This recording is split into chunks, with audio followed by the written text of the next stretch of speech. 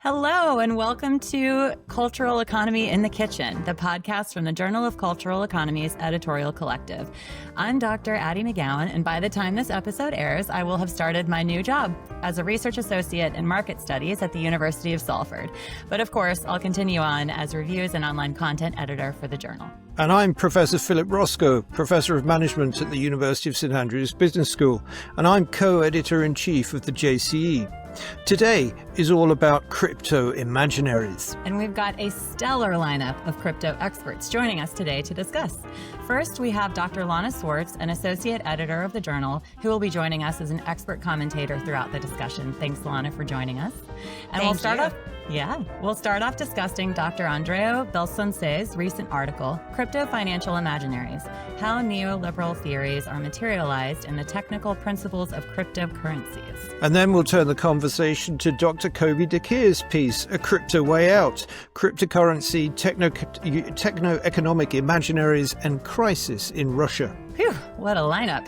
Let's introduce our guests. Lana, can you please introduce yourself and tell us where you're joining us from? Sure. I'm joining you bright and early from Charlottesville, Virginia, and I'm very excited to be here. Thank you. And yes, thanks for joining us so early.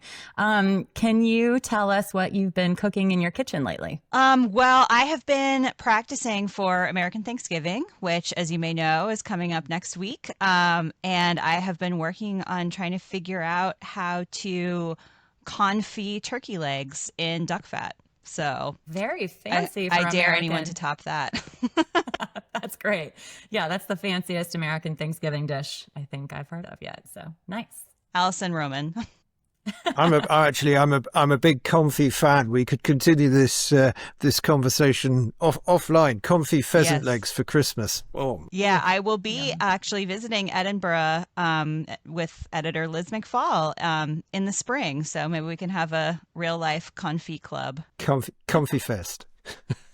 And Andrew, could you please introduce yourself and tell us where you're joining us from? Yeah, of course. Well, hi everyone, and thank you for having me here. I'm a sociologist of design and technology, currently finishing my PhD at Open University of Catalonia. My research focuses on the governance of sociotechnical futures, especially examining how fiction and hype are mobilized by tech elites in crypto technologies and artificial general intelligence. And from this perspective, I explore how imagination, economy, and technology entangle in the production of social and material relationships. And in this context, I co-founded the Hype Studies group. Fantastic. And I've been trying to do an Indian version of lentils with a little bit of curry and coconut milk, but I end up doing a mixture of traditional Spanish lentils and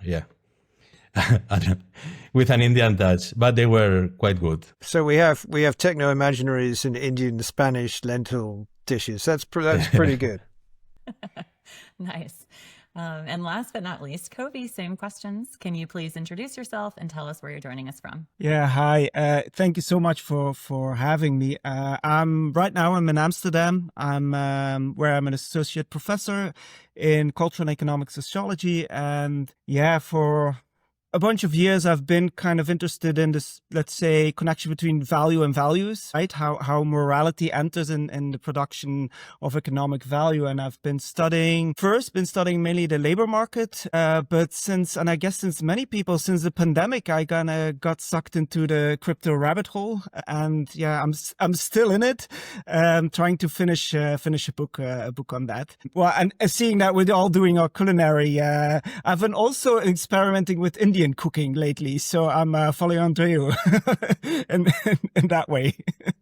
Excellent. So let's get into it. We're going to talk first of all about the paper which appeared in JCE a few issues back. Arturo Castro and Andreu Belsunces discussed crypto financial imaginaries, how neoliberal theories are materialized in the technical principles of cryptocurrencies. So Addie, over to you. Nice. Thank you. All right, Andreu, let's get into your article. So it's quite a loaded title, as we've both struggled through it now twice. Can you start by breaking down your essential argument of this article for our listeners, starting with what you mean by crypto financial imaginaries? Yeah, just like Kobe, I got into the crypto rabbit hole during the pandemics, discussing with Arturo about loot boxes and like we were kind of surprised to see how left-leaning commentators were embracing cryptocurrencies as tools for democratization, while we were seeing them as engines of advancing the rather rampant financiarization of society. So we didn't read much about cryptocurrencies, and we started with this suspicion that some of the things we were observing in them reminded us a lot to neoliberal theories. And so we started to ask ourselves who were the people behind cryptocurrencies, given that Satoshi Nakamoto was a secretive hacker-like libertador. So we started reading the like papers, manifestos, and so on. And basically, what we wanted to find out is which were the values, very much in sync with Kobe, and also what was the genealogy in terms of political economy of cryptocurrencies.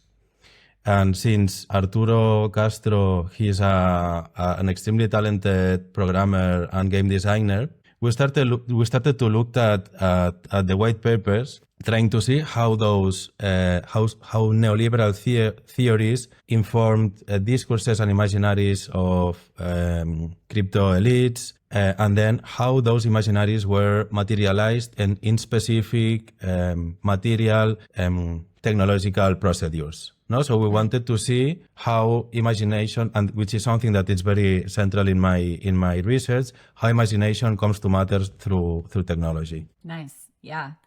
Yeah, and you begin this article with a super helpful kind of nod to Lana's work on the history of crypto, and that kind of ties to neoliberal values, and making the point too that cryptocurrencies are not new, but are the result of a deliberate set of processes, kind of starting back in the 1980s to the early 2000s. So Lana, I want to tee you up to chime in, maybe with a brief recap of that history that Andreu references, and kind of set the tone for the rest of the conversation? Yeah, I mean, I think there are a few different ways you could tell the history of cryptocurrency. Some of us have had the dubious good luck of being sucked into that rabbit hole for a little bit longer than others. I started paying attention to crypto around 2011, and then Bill Maurer, Taylor Nelms, and I wrote our first piece on crypto, which came out in 2013. And it's interesting. So in the piece that's cited here, I did a recap of the history from kind of the 80s to that point. But nowadays, people talk about that article itself as history. So a history of the early emergence of cryptocurrency itself, which was at the time quite contemporary. And just if I can throw in some advice to any younger scholars or more junior scholars, is always try to historicize your work. It may seem very contemporary at the time, but imagine that in 10 years, someone's going to be referring to it as a historical piece that you're documenting as it unfolds. Anyway, but to kind of focus on the actual history, I mean, I think most histories of cryptocurrency would situate its origins in the cypherpunk movement of the 1980s. There were folks centered around a listserv who were interested variously in technologies that could protect privacy, and sort of seeing privacy as the fundamental building block of a free society. And they were pretty prescient about what we now call surveillance capitalism and how it was coming for all of us. And for them, financial privacy was the fundamental of fundamentals. So if you had freedom of transaction, you had freedom period. And if you didn't have freedom of transaction, you fundamentally did not have freedom. And that message board was also home to other folks. These are two heavily overlapping groups, sometimes compatible, sometimes not, who were much more interested in, so if the first group was interested in digital cash, they were more interested in digital gold. So trying to create a financial system that fully lived outside of governments. So for them, it wasn't merely about financial privacy, it was about sovereignty in the money form itself. And I would also recommend Finn Brunton's book, Digital Cash, which tells a much longer history that goes back to, 18th century, 19th century. So, but yeah, and one of the things he focuses on, which I think is interesting, is that many folks in the crypto world were very focused on the long-term future, some of whom were extropians. So they were imagining that they would have life extension that would enable them to need to plan for lives that would outlast the U.S. government. So, if you're cryogenically frozen and going to be woken up in hundreds of years, how do you ensure that your money remains sovereign?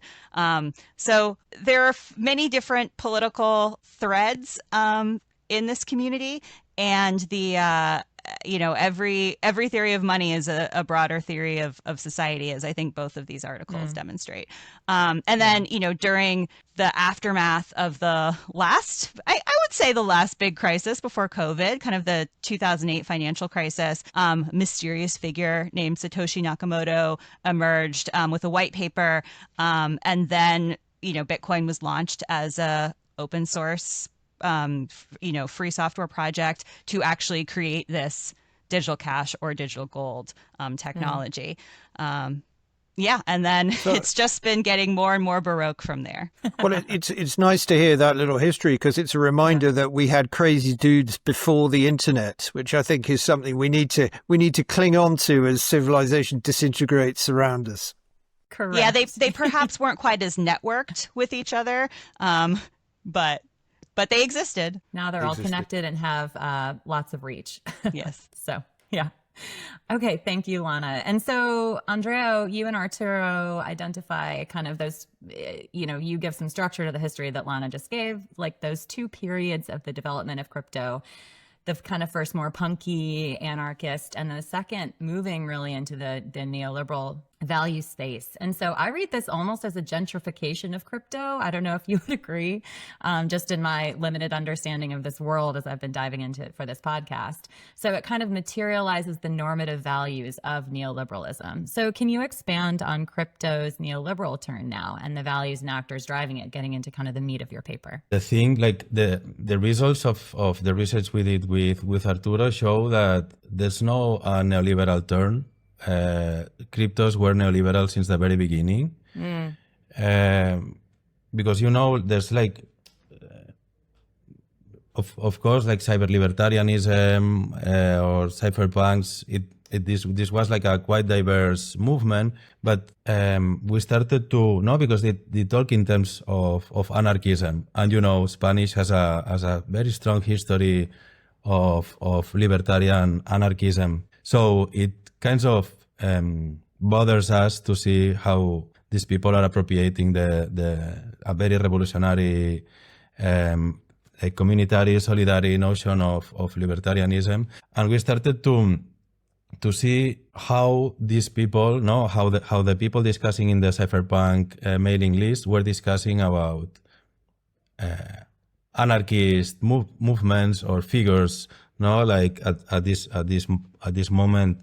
Noam Chomsky was quite famous, and also the Zapatistas in Chiapas in Mexico, and they were barely mentioning it. They were using a very flat, superficial, individualist, angry towards any form of democratic governance and regulation approach to anarchism, and in fact, if you start like paying attention to the discourses or also like the companies that some of the people that were thinking about proof of work, proof of stake, the idea of mining, what is their role or their voices today. There are like mostly white supremacists, or for example, Adam Back, who in 1997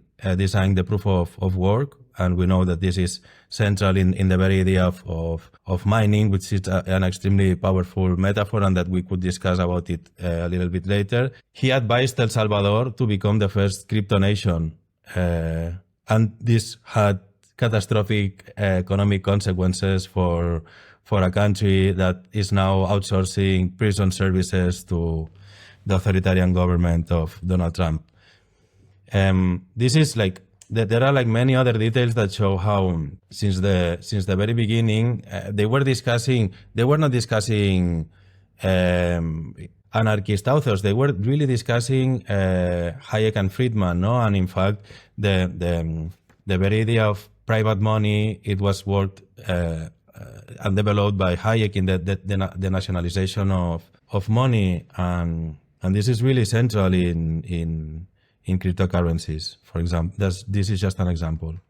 So let's try and get into a little bit more of the detail then, because there's a lot of quite technical discussion in your paper, even before we get to how these things are materialized. We could leave that for now, but just in terms of these economic ideas, these imaginaries that you associate with the neoliberals that have found their way into crypto, could you draw us out a little bit more? You mentioned private money, you mentioned mining and metalism, and Lana's written on those as well, as she said.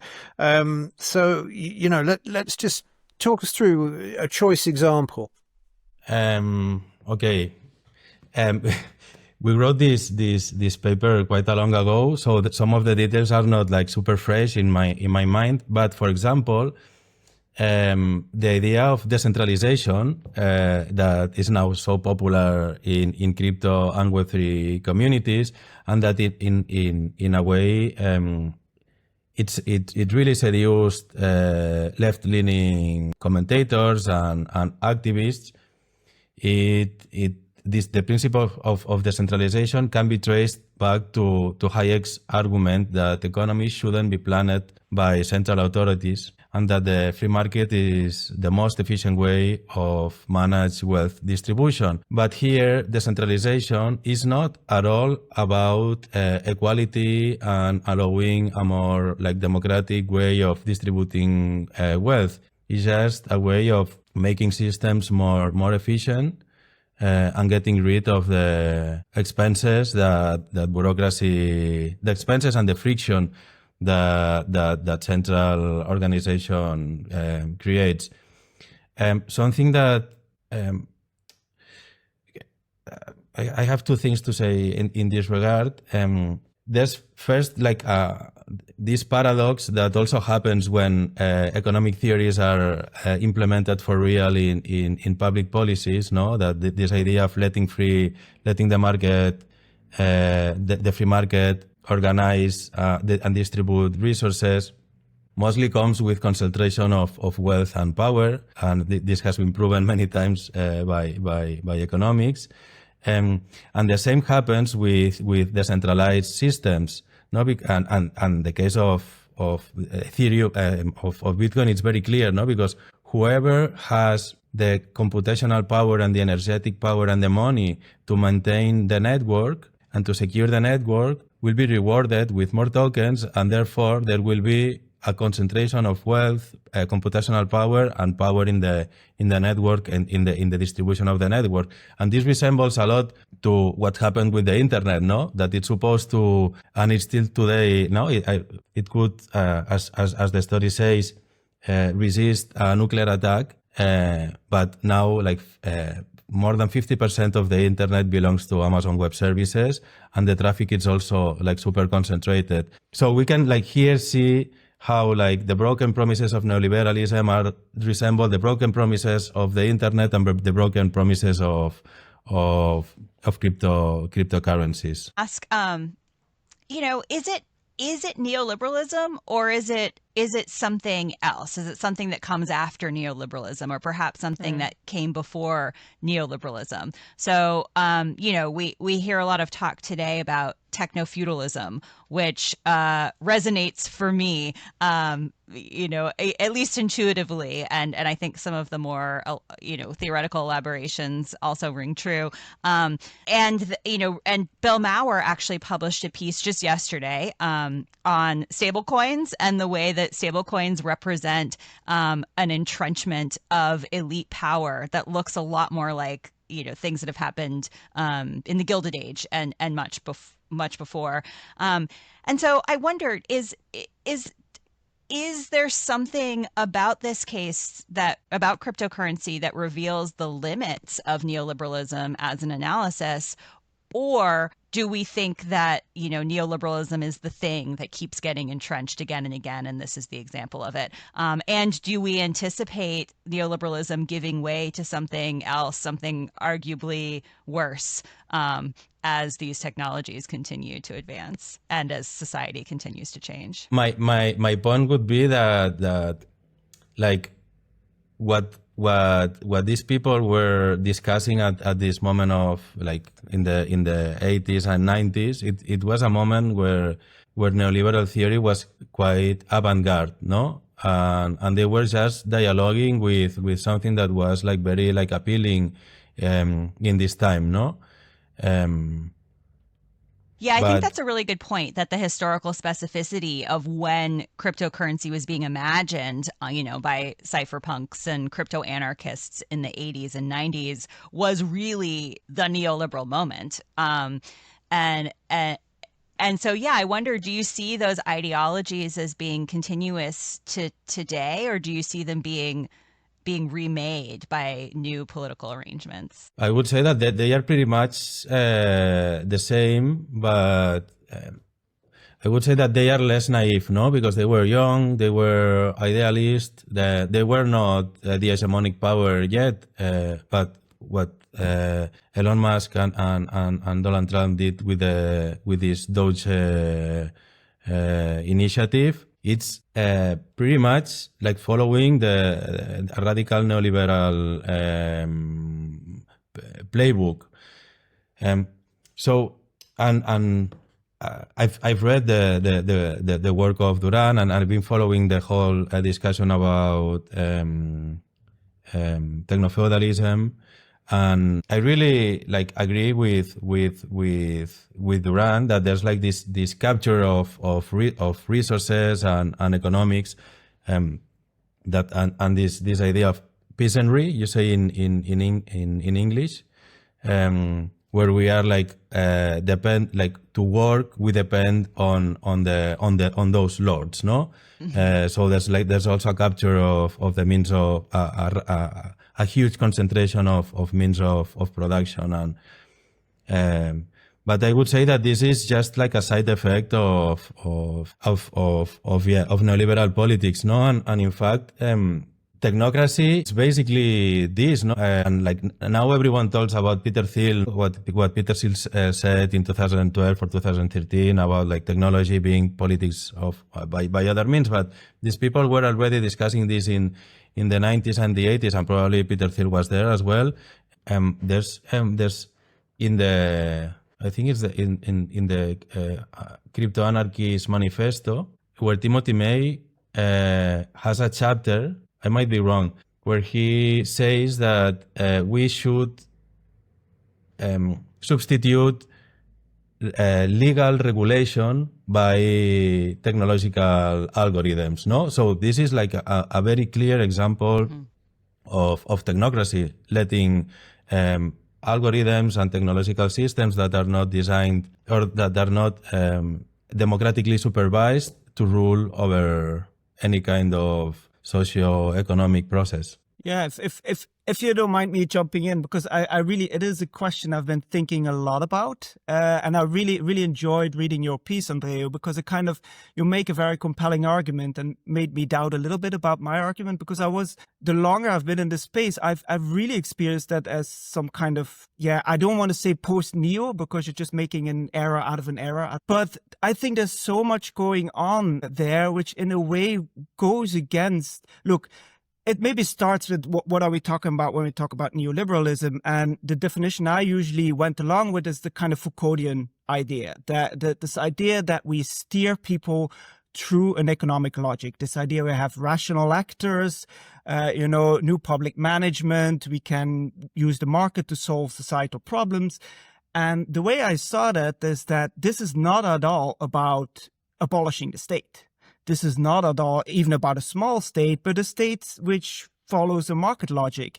And and that way I see, so another thing, I see Bitcoin and Ethereum as potential post neoliberalism, because it's just like we get rid of the state altogether. Another thing which I think is quite important, and also in the literature, often when we talk about crypto, we very often go to Bitcoin. Right? Bitcoin is a very specific case in the crypto market as a whole. And I see a lot of other things going on in the crypto market, which makes me feel it is, for sure, it is a further economization, further financialization of our lives. I definitely see that.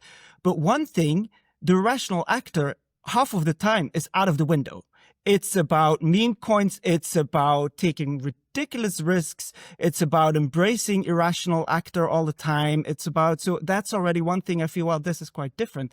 And then the thing where I feel, again, putting Bitcoin a bit to the side, what you see happening is a huge platformization of finance. And I always think also of Rachel O'Dwyer's book, Tokens, right? And it's really about putting everything on a rent-seeking platforms. And the power of exchange platforms is so big in crypto, and not just in terms of users. It's what determines the volatility. It's what determines the price.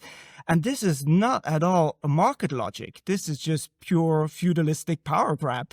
So in that sense, I kind of veer towards the other end and saying, well, maybe this has gone beyond neoliberalism. Yeah, I think in some ways you're talking on two different levels of analysis. So there's the visions of the Peter Thiels, of the Tim Mays, of the Adam Backs as thought leaders, I guess you could say, in this space. And then there is the broader cultural world of the, how we are all living with these, hyper speculative kind of platforms in the YOLO economy.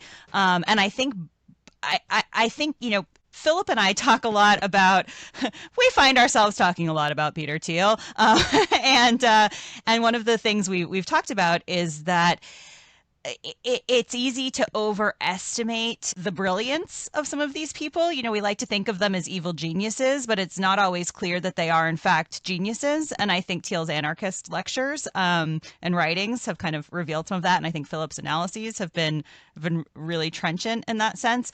But I'm much more inclined to think that we're kind of post neoliberalism, of which we want to keep adding prefixes to the term, as Andreu mentioned. But I think we might be post neoliberalism in our everyday experiences, but perhaps the Peter Thiels are just, rehearsing the same old neoliberal stuff that have been happening for the last, 30, 40 years. Yeah, I'd be really curious, Philip, for your take on all of this. Well, the first thing to say is that the episode that we just recorded previously is all about Peter Thiel and the tech bros with the brilliant Carla Ibled. So if you're listening and you haven't listened to that one, you really should. I don't want to preempt a whole load of that. I mean, I had a question I was sort of provoked by, because I guess we should sort of wrap up on Andrew's piece now. But it's a question for the room that might take us into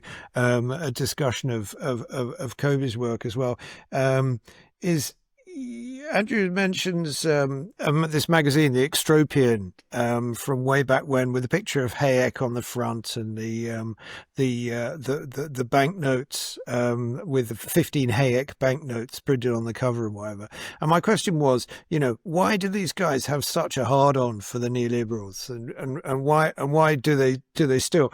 And maybe we've answered that. Maybe it's just because it was cool back then. It was cool. And now actually everybody's filthy rich and they own the world and no one really cares anymore. And maybe that's just kind of the place to leave that hanging. Should we move on? Should we, as Kobe's up and running in the conversation, let's go on to his paper with Maxime, Crypto Way Out, Cryptocurrency, Techno-Economic Imaginaries, and Crisis in Russia. So I really like this paper, actually, because I have to be honest. I've never got crypto. I've never kind of understood it and its incredible success. And maybe I'm not a risky YOLO speculative type, but nobody your paper, does. Nobody really gets it. I am really surprised you're not a YOLO kind of guy, Philip. Yeah. Is that right, Lana? Is that right? No. But one of the things this paper does actually is provide an answer to that question. Excuse me. Why do people use what is crypto for, as a social thing? And I really appreciate this insistence that crypto is just part of people's monetary repertoires, and they mobilize monetary repertoires to navigate challenges and to build futures and all of this kind of thing. And it really neatly sidesteps for me this kind of discussion about, what is crypto? Is it money? Is it a store of value? Is it a speculative instrument? Just saying how, as a social entity, what does it do? So you write that crypto is a social and cultural shapeshifter, and I'd like to get going with that. What do you mean by that? Maybe I could even start by going back to where you ended about why were these extropians so much into Hayek and so much into that kind of monetary theory, and then eventually also into Bitcoin. And I think so. I always use the metaphor of a short circuit for that. And it is this idea that you want to circumvent something that might happen in the future, right? It's in the case of the Russians, well, I get later to, it's this kind of shortcut to problems they have now, and you project it towards the future. And I think for the extropians, it was also that question. It was like, well, if I need money in the future and I don't believe in the state now, how can I circumvent that problem, right? I'm all in about a crisis. It's going to be a breakdown, and how do I circumvent it? And I think it's a shapeshifter in that sense, that it allows, whether it's successful or not, I leave that to the side. I don't think it always works, but people seem to interpret it as a way of circumventing something that is going on right now and seeing or hoping to achieve a better future, right? And so you could go to day traders who want to trade on pump and dump schemes because they want to circumvent regulations. They want to try to get rich quickly. You could talk about, hacktivists, why they want to use it, and so on. And that was, I think, also with the people in Russia. Again, there was this kind of way people saw it to circumvent a problem, but a different problem each time, right? So it was in the first instance, it was a very practical problem that people living in times of sanctions, people living in times of, again, huge inflation. And that's why the case of Russia was so interesting. Most of the people we talked to, and I have to give a lot of credit to Maxime as well, because not everybody spoke English. And Maxime, who is now doing a PhD at Edinburgh, was able with helping, also interviewing people who spoke Russian. But most of the people, they grew up during inflation of the 90s of Russia. So they already had this idea, well, the value of money can disappear. I need to circumvent that. And they just looked at crypto as one of the ways of circumventing. And they didn't look at it like Bitcoiners did, like, oh, this will be the new gold. No, it's just something where you can store temporarily your money, where you can access it temporarily and can even take it across the border. So a very concrete, practical problem. And then you can kind of start building on that. There's a layer higher that we found is the way how they think about the state. And I think it's quite important. Like they are critical of the state, but the people we talk to were not anti-state, like libertarians are anti-state. They have their worries about, they're actually kind of chauvinists, but they have their worries about the state being able to protect them. And again, how do I circumvent this problem? How do I make sure I can circumvent state restrictions? And then again, they go a layer up. And then it's the story about Russia in the world economy. And then you see kind of reinterpreting of Hayek's idea. So they're not against the ruble. They all want rubles because they're chauvinistic. But they're like, yeah, but on an international level, does it make sense that the dollar has a certain monopoly? Isn't that against really liberal thinking? So maybe neoliberalism does come in here. They actually want on a geopolitical level, well, it would make sense to have free money. And that's how they kind of, again, give a different interpretation about what crypto is. And it doesn't mean that they're very consistent in that. It doesn't mean that they believe in a geo-financial system run by Bitcoin, that they, like a Bitcoin maximalist, they are kind of known for being very orthodox and being very, what's relevant for their daily lives is also relevant for the global economy. We didn't really see that and not just with the Russian people I've interviewed, but you see that depending on what problem they're facing, crypto can change its shape, can change its meaning, but always in a way as trying to circumvent or trying to engineer a way around a crisis or even creating a crisis. So that's kind of how I see it. Yeah, that's really, really interesting, especially in light of the conversation that we were just having. So, and you mentioned, Kobe, that Andreu's paper kind of made you rethink some of these things or question some of these things. Can you expand a bit more on that? How does your paper speak to Andreu's and what did the two in conversation bring to you? Yeah, well, I think there's a lot of things. What I also really, really liked what Andrea pointed out. I think, I've been hanging out with crypto people, going to the hackathons, and at one point you drink so much of the Kool-Aid that you start to believe it. And I do think it is true that the way they use anarchism as kind of an origin story is kind of it's not fully correct. It's kind of, it's just a way that they justify themselves. So Andreu's paper really made me think about that.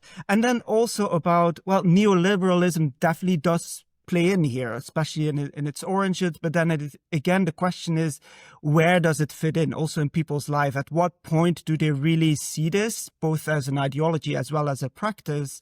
And there things get very, very muddy. We were just talking about stablecoins, as stablecoins are huge in countries in crisis, in the global south, but they have nothing to do neither with neoliberalism nor with anarchism. But they are incorporated in some kind of payment system. Yeah, so that's, yeah. So, Kobe, I mean, you say a lot of very interesting things about kind of Russian personhood, really, post-Soviet personhood, and this kind of perma-crisis that individuals are living in, and you kind of link it obviously to Russia's invasion of Ukraine and the international pariah status, which may be slightly thawing now. But this is only part of a much longer kind of post-Soviet state of crisis in which these people exist. Yeah, exactly. So I think you wouldn't have that analysis. Well, I have to be careful. I don't know the histories of Ukraine as good, but I don't think you would have the exact same analysis. I think there's something specific about Russia, about the long-term state of the crisis, which already is a part of people's money repertoire. So one thing of the study of how people in Moscow dealt with crisis is, for example, having garage boxes where they would just store goods, right? It's the idea, well, I better spend money now because with inflation, so I'm just going to store canned food. And I think that logic is just now transposed to crypto. So it's not really completely new. It's not that crypto completely created this new situation, but it feeds in a longer habit of crisis dealing. Yeah, one thing I really enjoyed about this paper, of course, is that it is situated and stitched into a particular global context. It's easy for us to sort of operate at a theoretical level at times. And I'm curious, Andreu, you mentioned at the top that that you got interested in this because of your experiences during COVID and sort of watching the way people were, potentially even people on the left, were embracing cryptocurrency as a potential tool. You mentioned, stuff about histories of Spanish anarchism and libertarianism and Sandinistas. And your paper is not a kind of ethnographic or cultural study of the Spanish context or the Catalan context, but I'm really curious about how those cultural contexts operate in your critique, and if Kobe's paper sort of prompted you to think more about the cultural dynamics that maybe are underlying your critique. Yeah. And can I just add one more thing, which is when I started working on cryptocurrency, my PhD advisor was Manuel Castells, who is, a Spanish Catalan sociologist. And he was at the time really interested in alternative economic arrangements and was overtly drawing from the history of libertarian and syndicalist anarchism in Spain and in Catalonia. And he was sort of pressuring me to really think through the possibilities for this, to not quite foreclose all the possibilities for using this as a kind of leftist anarchist political tool, while at the same time pressuring me to be really critical. So it's quite interesting that this specific thread sort of runs through the history of scholarship on this topic. Yeah, I'm studying. Where the university where I'm finishing my PhD. The research unit was created by Manuel Castells. I share spaces with him, but he's traveling a lot. Okay, so as for the experiences that connect left cooperativist movement in Spain with cryptocurrencies, I'm not familiar at all with this, and I would say that because I'm part of this movement in Catalonia, and I would say that if people are not using crypto technologies, or cryptocurrencies, although in I remember a project we were working on, we used encryption technologies in order to try to ensure people selling their data or valorizing their data, their personal data, or in markets, but also trying to build the idea of data commons. So the data that was publicly produced would be protected and encrypted by private actors to take profit out of it, no? So only people like actors who were working towards the common good would be able to use this data. But this was just a prototype.